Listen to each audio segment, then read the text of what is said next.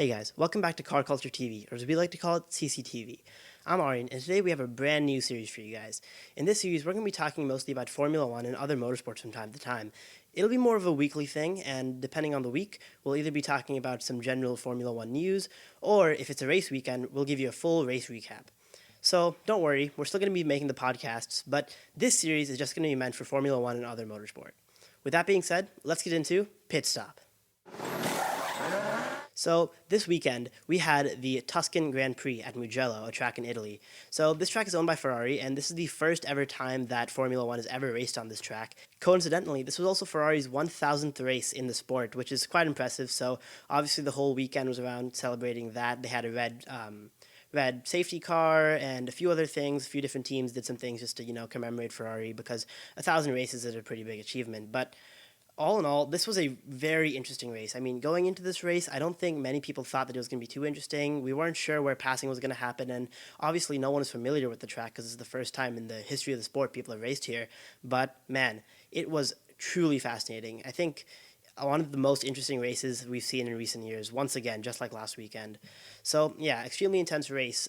We had two red flags, which is incredibly rare. The last time two red flags ever happened in a Grand Prix was the 2016 Brazilian Grand Prix, I think. But honestly, yeah, red flags are fairly rare in the sport nowadays, but we had one last weekend, which was shocking enough, but this weekend, too, that was crazy. So the first lap, Max Verstappen, racing for Red Bull, had some serious power issues, and you could see it from the start. He just immediately lost his place, and soon enough, later on into the lap, the car, it just looked like it almost slowed, like he almost braked, but it was mostly due to power loss, and big crash happened. Gasly, Grosjean, and Verstappen were all involved in the crash. Unfortunately, Verstappen and Gasly both DNF'd. Grosjean managed to make it back to the pits, and then weirdly, in front of him at the same time, Sainz spun out and had a few cars having to swerve to dodge him. And, Vettel actually picked up some damage, also had to go to the pits to get a front wing replaced. But in that just one event, we already saw Gasly and Verstappen already out. It was really disappointing to see a driver like Pierre Gasly, who had such a great weekend last race, just get crashed out of the race before it really even started for him. But, I mean, we have a few more races this season. Hopefully he can pick it up. But he's been doing great this season, and it was quite disappointing to see him not even in the mix for the rest of the race.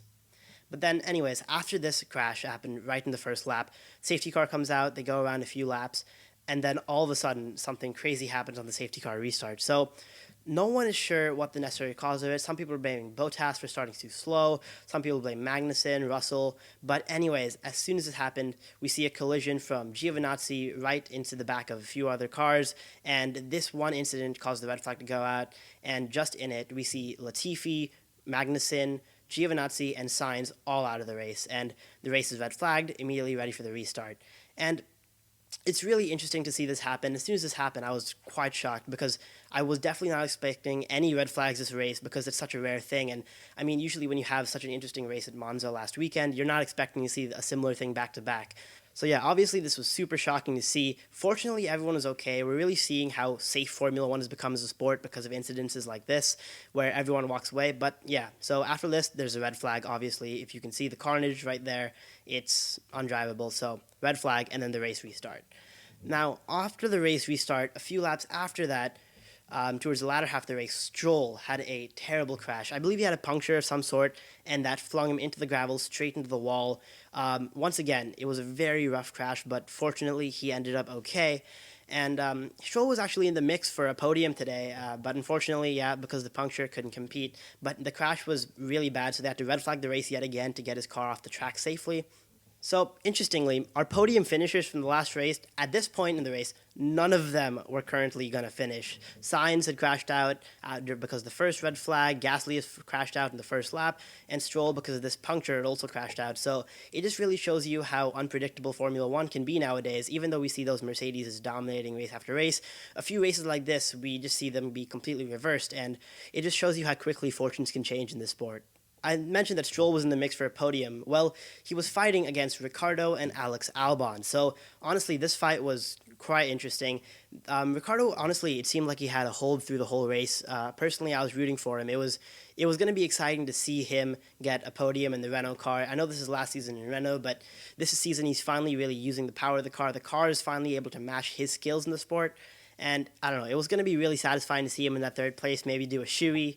But unfortunately, the Renault car still just isn't as fast as the Red Bull car. So Alex Albon, amazing performance still, super consistent throughout the whole day, and did great during qualifying, P4, did great during the race. His race starts were a little off, but when fighting Ricciardo, he had a superb move on the outside of turn one after the main straight, and it was just a clean pass. You could see this Ricciardo couldn't defend much, because at the end of the day, it's the cars are still a big factor in driving in the racing. So even though Ricciardo's an amazing driver and is much more experienced than Albon is as of now, because the Renault car is just slower and less capable than the Red Bull car, it was a pretty easy pass for Albon.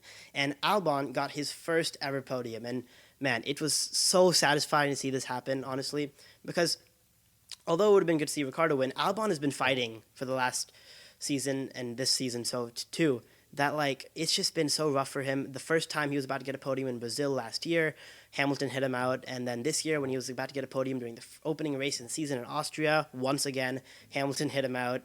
And then this whole race, he's had so many struggles. He's not been able to compete against Max. He's losing out to a lot of midfield cars that Red Bull shouldn't have to be competing against. So it was really satisfying to see him do amazing this weekend and finally get a podium. First Thai driver to ever be on a Formula One podium. So huge congrats to Alex Albon. Another rising star that we were watching throughout this whole race was George Russell. Honestly, George Russell, I've always been rooting for him for day one. I mean, his capabilities are amazing. He's outshined the field in Formula 2, and every race after race, he just outdrives the Williams. He's 30-0 as of now in terms of outqualifying his teammate while racing in Formula 1, and honestly, the man has a lot of talent, he has a lot of potential, but the Williams car was never there to deliver. And in a race like this, where almost half the field had crashed out, I was really hoping to see George get some points. Consistently, he was lingering around 8 to 9 to 10 and then back, depending on the pits and the situation around him. But after that second red flag, the start, it just didn't work out so well for him, and he ended up in 12th. He still managed to pass Grosjean in 11th, and there was a glimmer of hope for all the fans of George Russell and Williams when they saw that Raikkonen had a 5-second penalty, and George Russell was only about 6.5 seconds off from Raikkonen. So he pushed really hard, tried to drive the best race, but obviously Raikkonen, being a former world champion, is equally capable in an F1 car, and he pushed just as much. So unfortunately, Russell couldn't get into that 5-second gap, and unfortunately couldn't pick up any points. Honestly, I would have been really happy to see him pick up points, but he's a really determined guy, and honestly, he's going to stick in the sport for as long as it takes.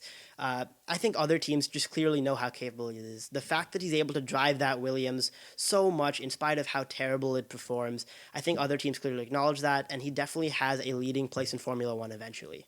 When everybody thought that there would never be a race as interesting as Monza last weekend for the rest of this season, Mugello came back and struck hard.